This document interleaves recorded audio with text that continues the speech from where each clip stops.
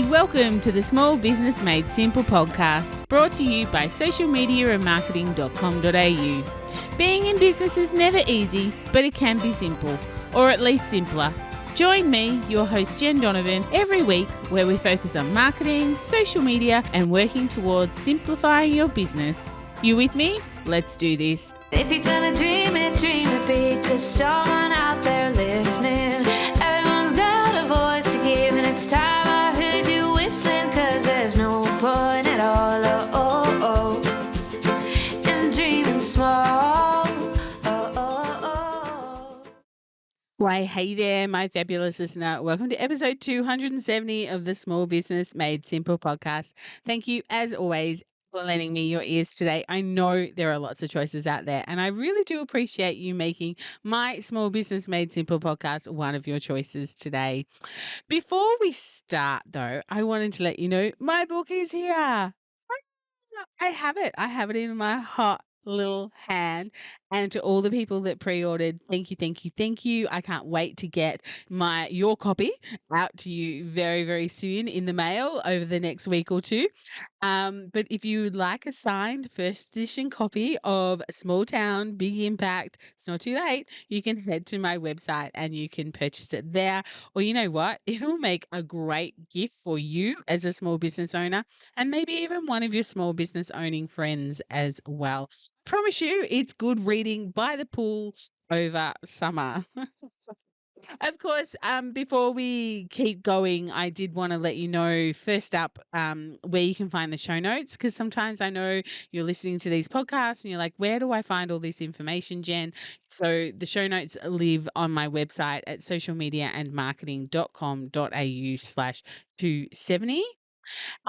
Last week I was talking about planning for 2024. So I've done my virtual planning session with some amazing clients. That was done earlier this week, but it's still worth going back and having a listen to that episode if you haven't already. I spoke about 3 things you need to be thinking about when you're thinking about planning for 2024, and they're not really the things that you probably have thought of first. So they are crucial though. So trust me, you do need to consider these things when you are planning your 2024. If you haven't listened to last week's podcast, then go and have a listen. It's episode 269 when you are finished here with me today, because you don't want to miss this episode. I have a guest. His name is Matt Rad, and he's probably going to blow your mind if I am 100% honest with you. Maybe it's just my mind. I don't know. But our chat goes from looking at the assets inside your business that you never really thought of as assets before, to talking about buying and selling online businesses and so much more. Matt has created financial freedom in his life and basically starting from zero and using a very unconventional method, which is what he's really sharing with us today. Both he and his wife Liz grew up on farms, which is our little connection together, and these days they are website investors, which really means that they use digital assets to generate their cash flow and, of course, their wealth. They were one of the first in the world to realize that you could buy websites, renovate them just like real estate, and sell them and keep them for cash flow, or sell them or keep them for cash flow, of course. And I've asked him to share his insights into his journey, um, at being so successful of doing this and becoming a full-time investor. He and Liz met at university. They started out as zoologists, and then they bought their first business. They've raised their young family, and they've had lots of great business adventures along the way. This is such a timely and amazing discussion with Matt today. Moving forward into 2024, hopefully this episode might change the way you think about your business, might make you think about changing the way you look at 2024, or it might even make you think differently about your financial investments. I really love this episode. I hope you do too. I know I say that about all my episodes, but this is a really good chat. So let's get into it. Here's my chat with Matt. Hey, Matt, thank you so much for joining me on the podcast today. This is going to be an amazing conversation. So welcome. Thanks so much, Jen, for having me on. Yeah, really looking forward to it. Yeah, no, perfect. So we are going to be talking about realizing the assets that you're sitting on in your business, and we may even get into a conversation about buying and selling different online assets and websites, which I'm a little bit excited about. But for my Awesome. amazing listener who may not have come across you or may just want to know more about you, tell us a little bit about who you are and what you do, please.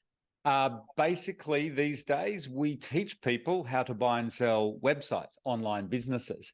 But our background is all sorts of businesses. So my wife, Liz, and I, we started out as entrepreneurs buying and selling businesses, primarily manufacturing or wholesale import businesses, and we just loved it. So we weren't from a business background. We're both from farms, rural New South Wales. Ah, And down your way, Jen. Well, Liz grew yeah. up in the Snowy Mountains. I wasn't quite far that south. So Liz was in the Snowy Mountains, but we met at uni studying zoology, which is kind of strange in itself. Wow. And then, yeah, so we were experts in red kangaroos, and decided there's no money in that. And we always wanted financial or freedom. We want time freedom as well, I think, from Mhm. growing up on farms and things like that. And we realized working 9 to 5 didn't suit us at all.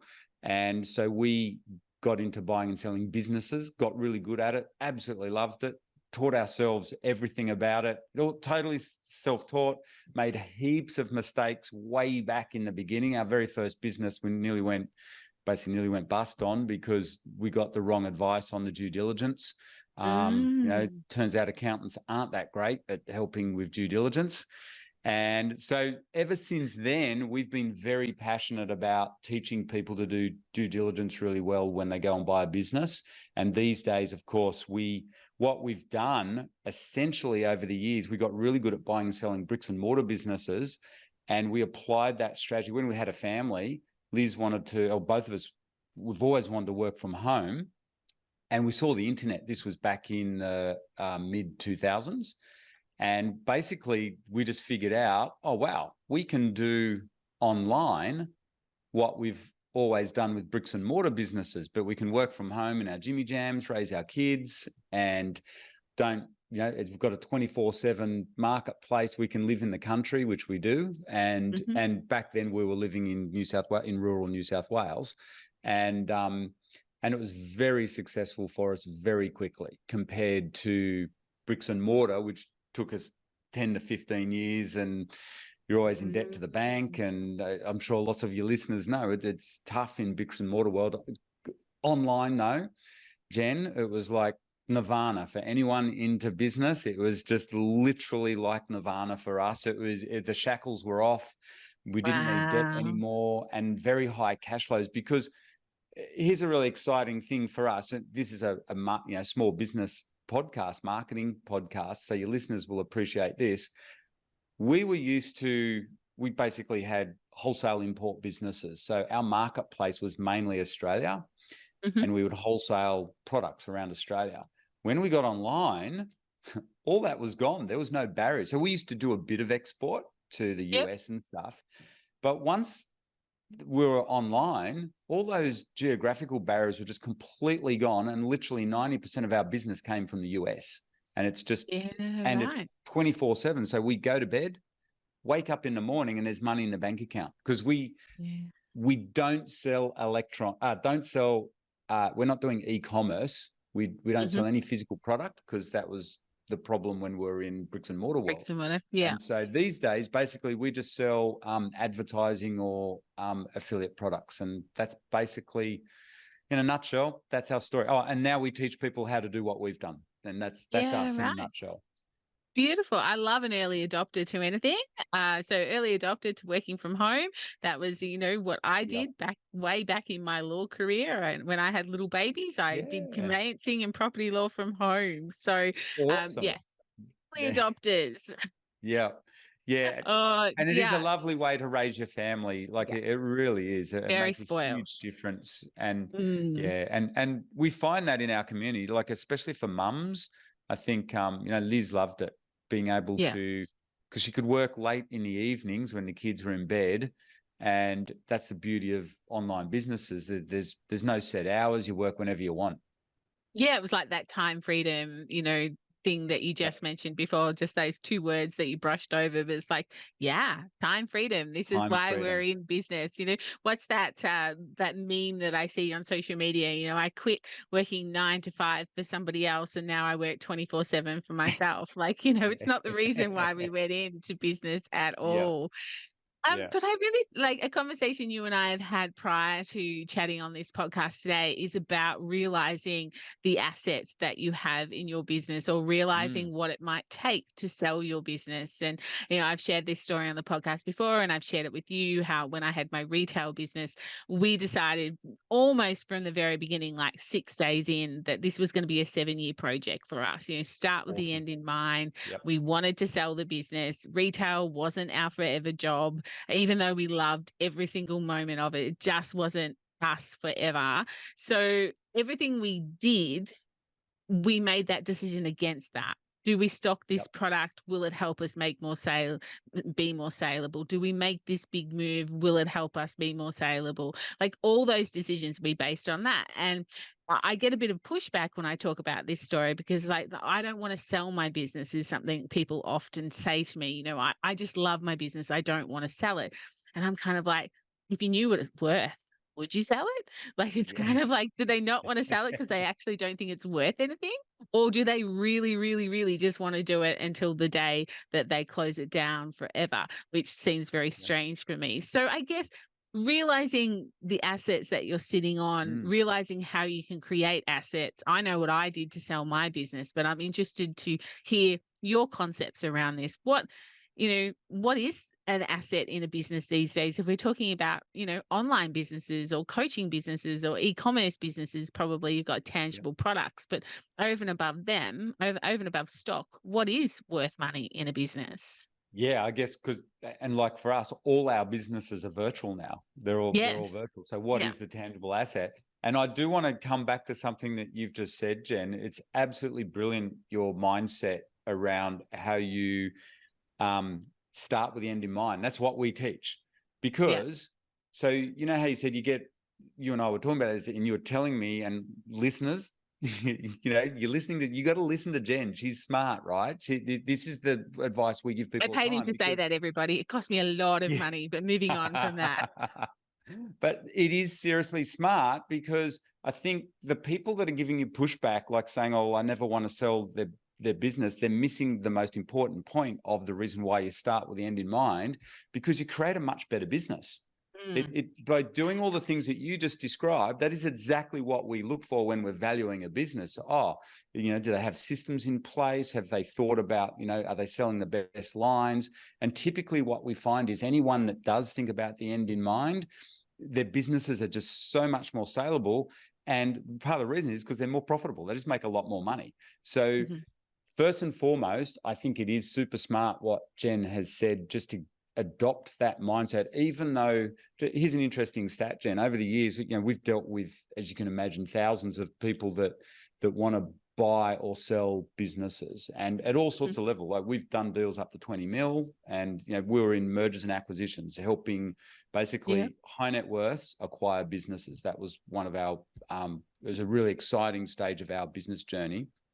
And the thing we learned was that most business owners, even big businesses or bigger businesses getting up into the tens of millions, most business owners never think of selling their business. It's a real shock to me as a young entrepreneur. And when I got into this world of networking with all these people that are in that mergers and acquisition space in Sydney, it was a real eye-opener. I realized, no one actually thinks of this. And we had personal mentors who are very successful at this, buying and selling lots of businesses, very private individuals, but very, very successful financially from it. And they'd say, Matt, most of these people you're going to come across, they've never even thought about, selling off their businesses. It's generally a once in a lifetime event.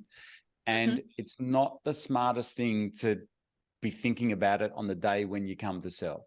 So in terms of your asset, start with the end in mind from day one, get on board with it. And people always say, I'm never going to sell, or, I'll do it when I retire.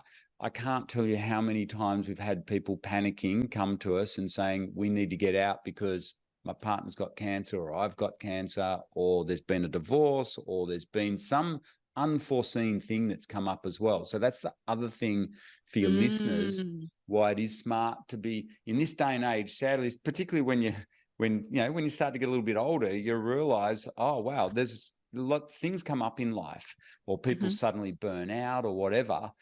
Having a business that's ready to sell, you are laughing. Typically, Yeah. you're making more money anyway, Yeah. and you've got your accountant on board, and it gets you thinking about, well, what are the assets in my business as Yeah. well? Not only does it get you thinking about profitability, you should always be thinking about profitability, by the way, but it also does get you thinking about your assets and what Mhm. are the real assets behind it, and having it ready to go. Like I said, it's a surprise. I've had lots of, we've got a lot of close friends who are very successful in business, and they all say the same thing: never selling. Why would I sell it, Matt? It's Yeah. it's not worth me selling for 3 or 4 times the profit, because I love the business and it's Yeah. just not worth it. I said, well, let's just see what happens over the next decade. And, Mhm. Inevitably, you know what else happens, Jen? People get bored. And Liz and I are guilty of that as well. We're all, Yeah. in business, especially when you're a serial entrepreneur and you own multiple businesses, obviously by its very nature, I guess we're serial entrepreneurs, I would say, like Liz and Mhm. I. And obviously, by its very nature, obviously, we easily get bored with businesses. We're constantly flipping businesses and stuff. But I'd say even your average person who average business owner that says they're never going to sell their business, I tell you, they get bored after about, we found on average around the 14-year mark in bricks and mortar Ah. world. Yeah, With wow, that's a online long businesses, time as well. Mm. yeah, well, and with online businesses a lot quicker, because online businesses are profitable a lot quicker than bricks and mortar. Yeah. So typically with online businesses, we find people are happy to flip them anywhere from within 2 to 5 years. Yeah. So, Yeah. which is Yeah. interesting. I was given some advice a couple of years ago. Like, I had an e-commerce business. It was an online marketplace called Spend With Us, which was, Australia's answer to Amazon for rural and regional small businesses. I saw that. Awesome. I actually sold that Yep. business, Yep. Well, which my audience may or may not have been aware of, because I certainly haven't claimed it very publicly. But yep. I did manage to sell that business to my business partner. I sold my shares and things like that. But we were given some advice that, if you want to grow an online business these days, acquire online businesses. So acquire their Absolutely. list, Yep. acquire their customers, and that Yep. is one of the quickest way to build an online business. So I'd love your thoughts around that. 100%. And that's what we Yeah. do day in, day Yeah. out. And that's what we help people do, like that. We train them how to do that sort of a thing, Mhm.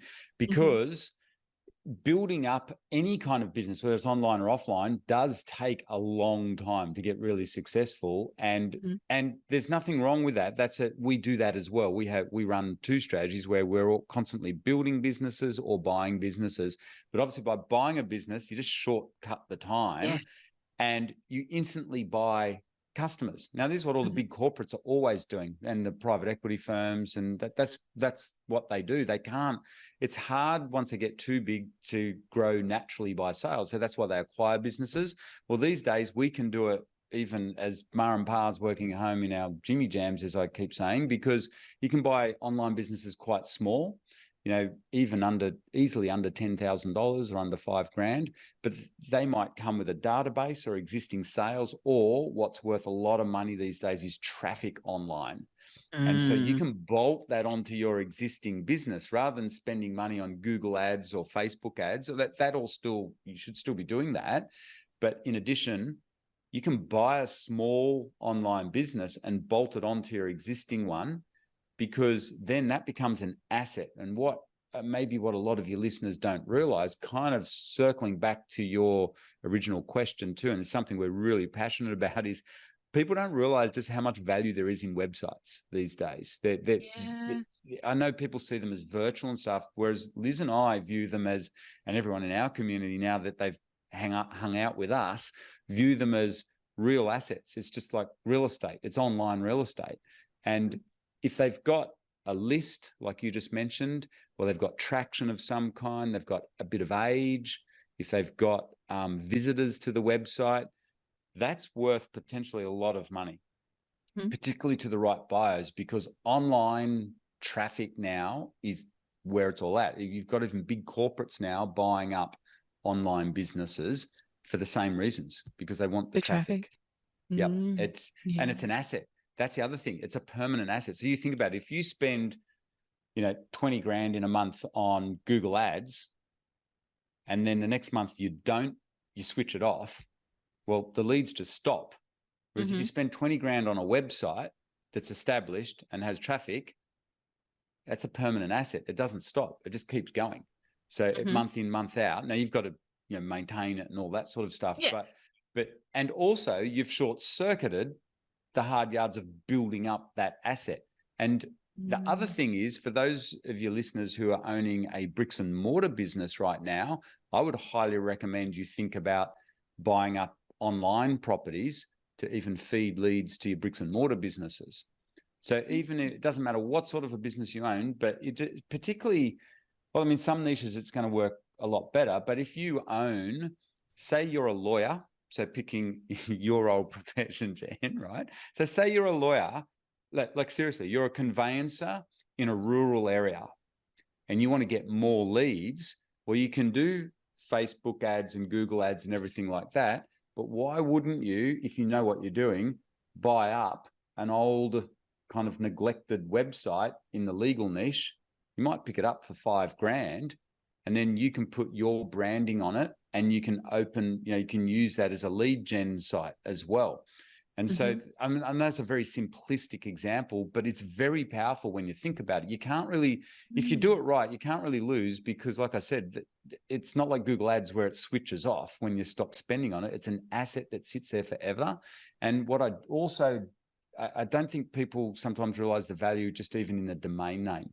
So online real estate, you want to think about this, guys, if you're listening to this, it's kind of like, bricks and mortar real estate when you think about it. So you've got an address, which is the web address. Now they can be incredibly valuable alone, and you've got the website that sits on it. Well, that's like the property that sits on there. So what we do is we come on and we develop the property, and then we own this asset forevermore, or we can trade it, flip it, whatever. And you can use it to drive leads like for any business then as well. Yeah. So it's a very exciting space. I know there's a lot, there's lots of options there. I'll probably open up a whole can of worms now for everyone. Yeah, you've probably got my listeners screaming at you with questions at the moment. But that it's a one-way conversation, unfortunately, between you and I. But it's really interesting. Like, I know when I sort of exited out of, so I sold my retail business, I went into another business, I exited out of that business, and I started the business I'm doing now, so about 8 years ago. And I typed into my search engine, to find, like, obviously I do social media and marketing. I'm like, I wonder what domains are available. And when social media and marketing.com.au came up as available, I sat back in my chair. I'm like, are you kidding me? How is that still available? How is that still available in 2018 or something like that? I don't know whether I just jinxed it and someone, didn't pay their subscription and I just swooped in there unknowingly. But that actually does happen a lot. Yeah, well, it can happen. Unfortunately, I've been on the other side where I've had customers that has actually happened to, and they haven't paid their subscriptions, and unfortunately, they've been on the other tail end. But yeah, it's really interesting to think that the domain that you own could be worth more than the $13 a year that I pay to have it, type of thing. So, and I'm a bit of a serial domain name buyer, so I'm glad that they might be worth something one day. Well, the domains are like fine red wine. It's literally like collecting fine red wine, because it's, okay, the value's in the eye of the beholder if it's just the bare domain by itself. But we know lots of domainers, and basically people collect domains like you collect fine red wine, but for investment purposes. So you just sit on them. And what you've got to realize is, especially in this day and age, domains are becoming rarer and rarer and rarer. As time goes on, apparently I think all the three-letter domains are gone, all the 4-letter domains are gone, and I think we've just come up to all the 5-letter domain names like .coms are all now gone. They're all registered. Every single possible combination is registered. Wow. So the values now are just, I mean, the values have always been there. Like, so realestate.com or .com.au obviously is going to be worth a fortune. But there is, and things like social media and marketing.com.au, which is very specific and highly brandable and usable, that sort of a domain name is always going to be worth more.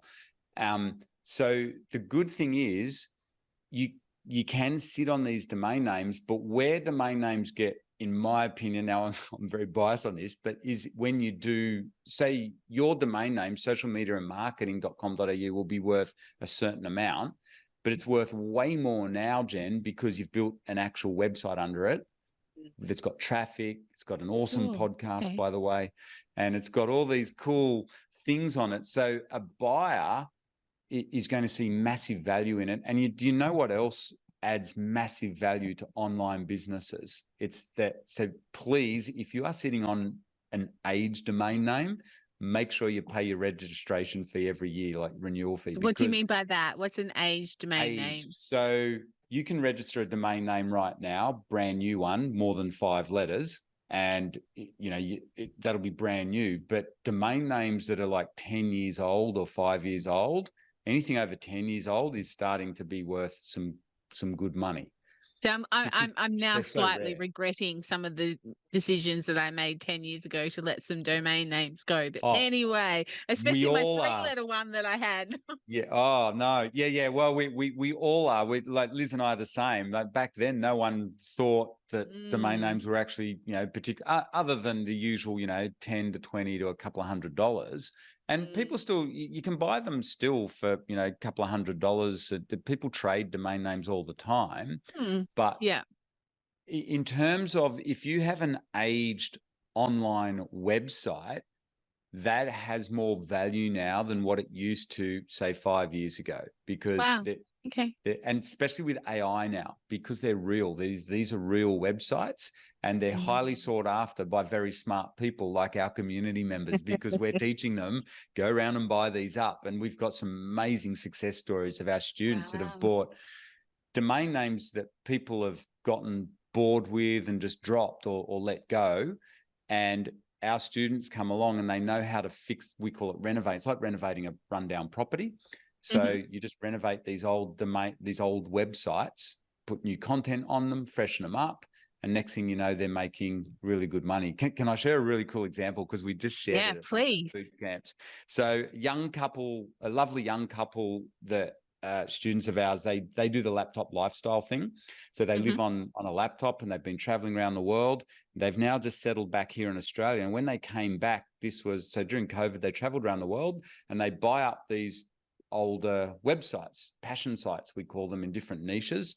And they bought one in cheese making, they bought one in crochet. And like, Nathan's an electrician, ex-electrician, he doesn't know any of these topics.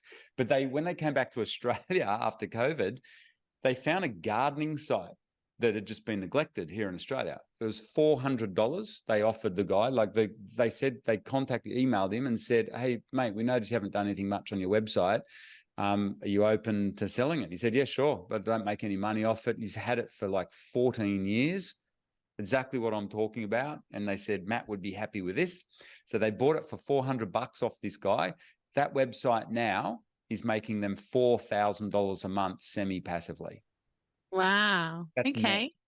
Yeah. So because it had 14 years of history, genuine content all about Australian gardening. And these guys, Nathan and Alexa, our clients, came in and they've just fixed. They're not gardeners, they live they live off their laptops. They live in small apartments when they travel around and everything. But they've got a team of writers that they put onto it who know how to write good articles, and they've built it up with AdSense. Basically, they make money off either affiliate offers or advertising on there, and they've just got the system down pat. They know how to do it. They've learnt off the best, but that's the perfect example of what I'm talking about. A neglected, very old domain name in a really nice passion niche, because people love looking up gardening tips. I'm into gardening and stuff. Definitely. And that's how they make their money. So they've got a portfolio of those sorts of websites. Okay, that is a really interesting example. And I'm sure that, my listener's head is now spinning, several degrees off its axis, just trying to think about Yeah. all this goodness that you're telling us. So I guess where, say someone's listening and they're like, okay, where do you find out what's for sale? Like, is there a realestate.com There for, is. Yeah, yeah. websites and things Yep. like that? Where do you go and see what's available and get a bit of an idea about perhaps what yours could be worth or something like that by doing Yep. research? So it's really interesting. When we started doing this, buying and selling websites, no one was doing it, and there were no Mm, marketplaces or like the equivalent of real estate brokers. It was all brand new. So we would individually email people to see if they wanted to sell. mhm, These days, though, the market's evolved and there is some really big marketplaces. And the best one is for if anyone listening, when you want to start out small, which you should always do. If you don't know what you're doing, you can just buy a website under $1,000 and you go to mhm. flipper.com. And it's Flipper. actually an Okay. Australian-based company. We know them really well, of course, but Mm-hmm. they're the world's biggest marketplace. There's a massive business now, but we know this the founder and the CEO. They speak at all our boot camps and things like that. But also there's other bigger ones if you want to do much bigger website deals. There's like Empire Flippers, Quiet Light, Effie International. There's at least there's around 20 odd now around the world, Mm.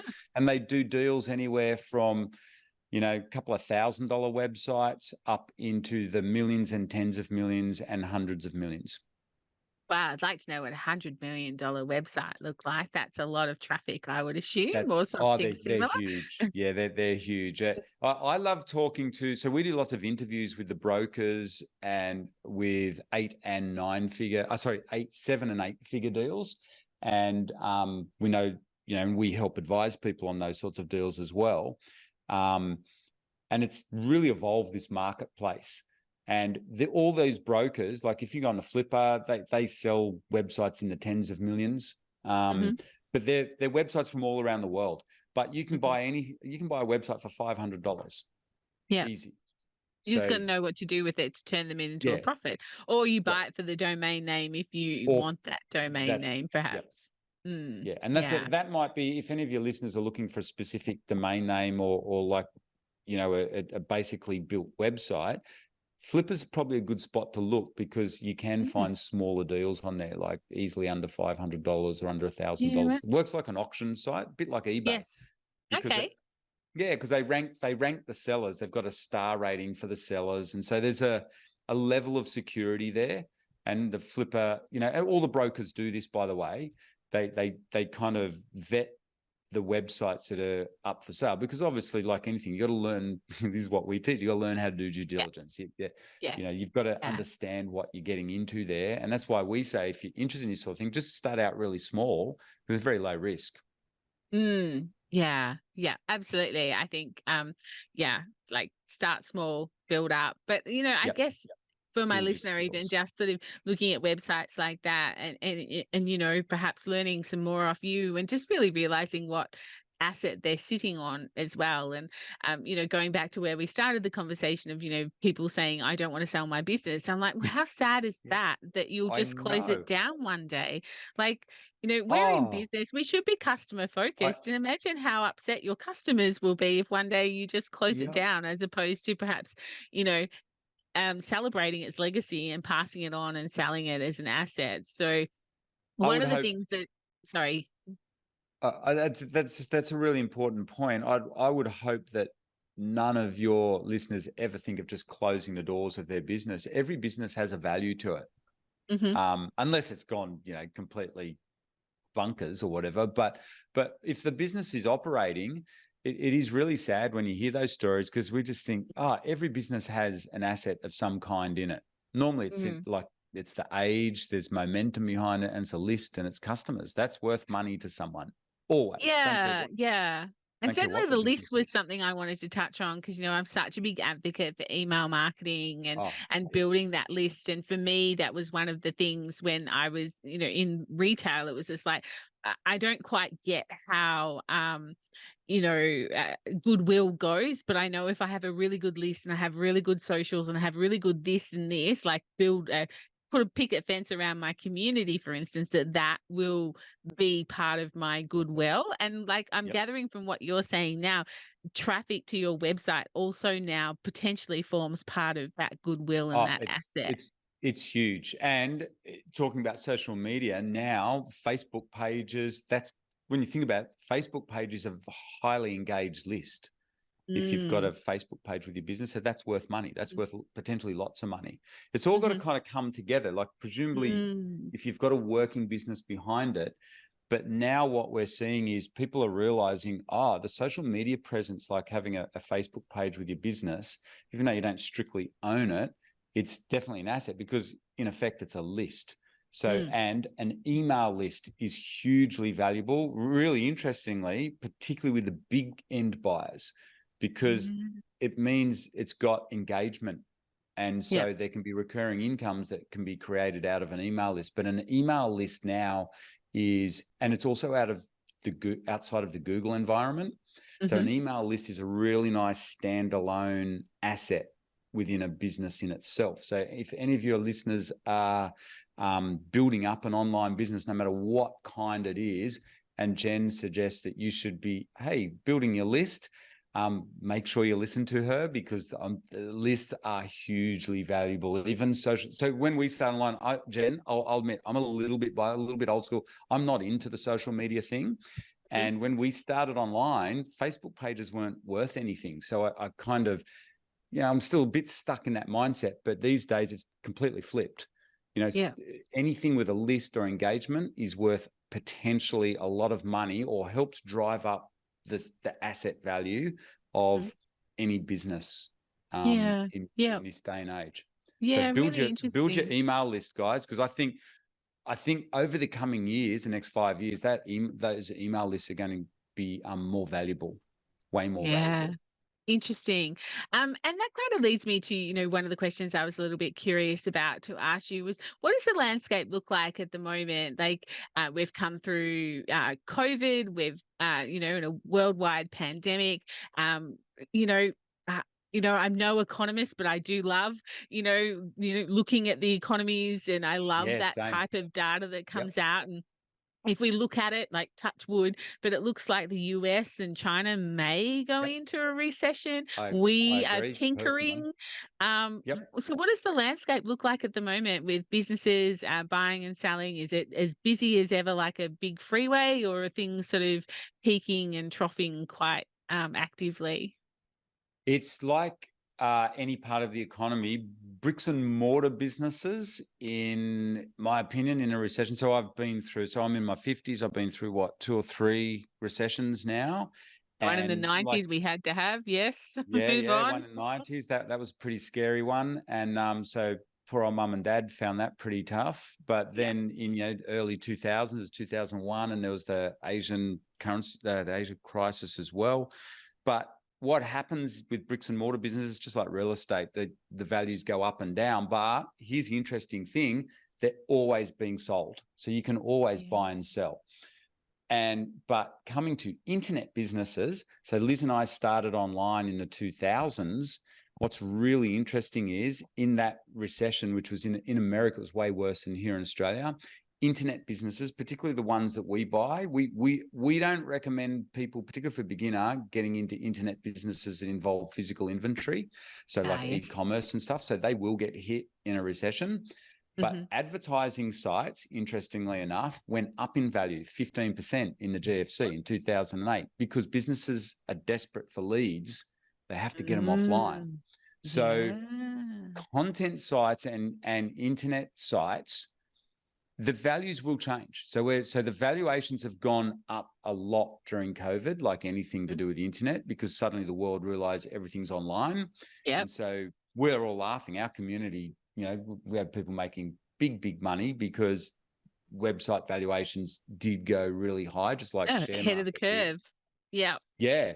But now it's coming back down. But what you've got to realize is, I think in this recession is what we're saying, There's massive opportunities with buying and selling websites because websites are incredibly high cash flow machines. You do not have to be forking out megabucks to keep them going. So in a recession, they're going to be impacted, but they're somewhat recession proof in that the margins on a content site are typically 80 to 90%. So you think that one through. You do not see that in bricks and mortar businesses. So e-commerce sites, totally different. The margins are around 50 to 60%, depending on how they're set up and where they're manufacturing and stuff. But with content sites, so even if the value goes up and down, as an asset, it's inflation proof because we've always been taught off our personal mentors, cash flow is king.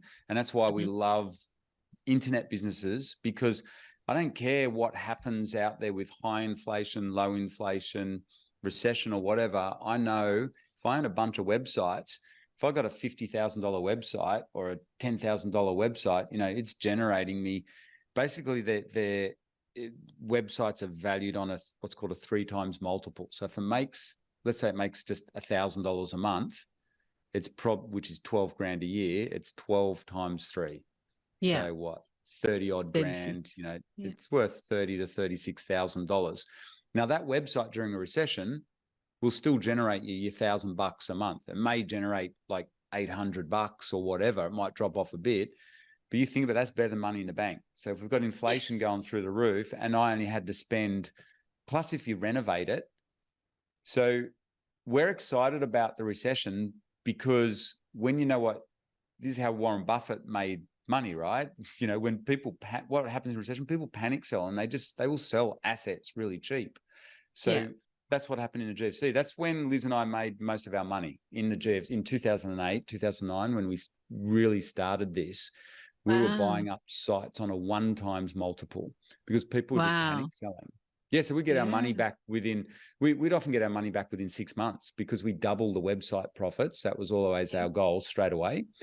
And people just, people will panic. They sell really good assets for not a lot or because they want the cash. So if you're a cash buyer, you are laughing in the next recession, just like you will be for shares, real estate. You got to know your strengths. Yeah. But with websites, you can buy quite small. You don't have to go into debt. And so we're getting ready. I think the economy is definitely cooling in America because we buy our sites in America and you can kind of see it coming. So when you know what you're doing, this is a great time. People just want to cash out because you can sell websites really quickly. So people just take the cash. Ah, right. Interesting. Yeah, you can sell a website like right now. You can go and list it on Flipper. It's up for sale. You have a cash buyer within the next 7 days. Done. Yeah. Matt, this is just such an interesting conversation. Like literally, I could talk for hours. I think your mind, your brain is just a sponge for all the things that I would like to know more of. And certainly my listener is probably nodding along with me as well. But is there any one piece of advice or anything we haven't sort of touched on that you would love to sort of just tell us about before we sort of unfortunately wrap up? Yes, I know. I honestly, Jen, I think it's what I've said, and I do find myself saying it repeatedly to people. People hear what we do and they get really excited. And I want to encourage that. And the main bit of advice on top of that I would give is start out small. Don't just jump on the Flipper because you're going to see sites that make like $10,000 a month, which will, for most people, that means quit their job. And that's what my mission is, to help people quit their jobs, right? So we help people transition. But I don't like the idea of people just rushing out and buying those sites without learning due diligence, how to fix up the site. And for goodness sake, start out small, have some fun. You can literally buy a website under $1,000. It's not going to make much money or anything like that, but at least you can just learn on that. Once you've got the runs on the board and you've got the knowledge, then you can go big. So that's my one bit of advice. I know people get excited. Just start out small and enjoy it because there's no risk then. There's zero risk to you. If you can't afford $1,000, you shouldn't be doing this anyway. So, start out small. And the other bit of advice is learn how to do good due diligence on a website. It'll make you a fortune, especially if we hit a recession. Yeah. Perfect. Matt, if someone's listening and they're like, I need to know more, I need to have bigger conversations, where's the best place to get in contact with you?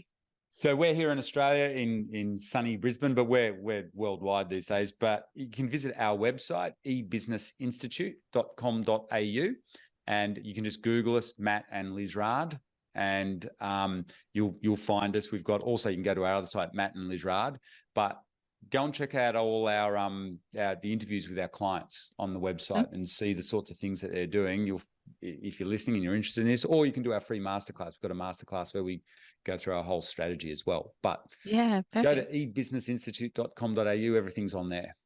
Perfect. I'll put that link in the show notes. Matt, it's Thank you. been a delight to talk to you again. And thank you so Thank you, much for Jenny. sharing all your wisdom on the podcast. I know my listener is just going to be blown out of the water, perhaps even now thinking about the fact that they should sell their business or should realize its value for a start anyway. So thank you so much for joining me today. Thank you. Thank you so much for having me on, Jen. That was just awesome. But it was a pleasure to be here, that's for sure. Beautiful. Thank you. How good was that? Now, recording it originally with Matt and then re-listening to it as I edit it to put it out today, has really made me sit back and think about my assets, my business, my investments into business, websites, try a little bit of the things that I've done wrong. If only I had known. Like, I've had a few of those moments listening to my conversation as well. Um, it was just a really strong related conversation. And as I said before, I think moving into 2024, it's a really timely and amazing discussion to be having and to help you perhaps shift that mindset a little bit. If you want to touch base with Matt and learn more about Matt's business and what he does and what he teaches, the links, of course, are all in the show notes. But that's it for episode 270. These go really quickly, don't they? I think this episode is something really worth going back and listening to a second time. I know, as I said, I recorded it and then I've re-listened to it in order to edit it. I found it really valuable the second time as well. So feel free to do that and reach out to Matt, or of course, reach out to me if you have any questions or queries. Like I said, that's it for another episode 270. If you loved it, if you found it valuable, please take 30 seconds to leave me a rating and review. I would really appreciate that. One of the goals for this year has been to reach more people. You have already helped me do that, and I am forever grateful. But I'm always wanting to reach new people, especially when I put out podcasts like this that are just real game changers in our mindset as small business owners. Of course, if you're not already a member, come and join the Like Minded Business Owners Facebook group. You can find it in Facebook or come to the show notes and find the link there. I will see you next week on episode 271. Do you know there's only 5 episodes to go till the end of 2023, which really means there's only 4 episodes to go before Christmas. If your mind wasn't already blown by Matt, I just blew it then. Yeah. Of course, if you want a signed book, a signed book of one of my books, then head to socialmediamarketing.com.au and pick up your book there. And if we're not hanging out on social, please come and find me on Instagram, Facebook, or LinkedIn. I would love to chat to you over there. But remember, whatever you do, my small business peep, as my opening song says, there is no point in dreaming small. No time like the present. Tell it like you feel it, say it proud, be true, and let us see you for the star that you are. No point in dreaming small. I would like to acknowledge the traditional custodians of the land, the Yorta Yorta people, on which I record this podcast and conduct my business today, and pay my respects to their elders, past and present. I extend this respect to the Aboriginal and Torres Strait Islander people here with us today as well.